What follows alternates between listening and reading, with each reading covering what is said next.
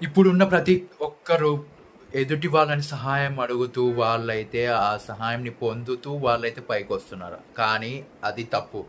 సహాయం అడిగే కన్నా మనము అదే తెలివిని మనం మన టాలెంట్ మీద పెట్టి, మనమే డబ్బులు సంపాదించుకునేటట్టు మనమైతే కష్టపడితే, మనల్ని ఆపేవాడు ఎవ్వడు ఉండడు. ఎందుకంటే కష్టపడి సంపాదించే దాంట్లో ఉన్నంత హ్యాపీనెస్ ఎదుటి వాళ్ళు ఇచ్చే దాంట్లో ఇంత గూడా హ్యాపీనెస్ అయితే ఉండదు. అది తెలుసుకోండి. అందరూ ప్రతి ఒక్కరు తెలుసుకోవాలి. ఎందుకంటే సంపాదించే వాడికే రెస్పెక్ట్ ఎక్కువుంటుంది.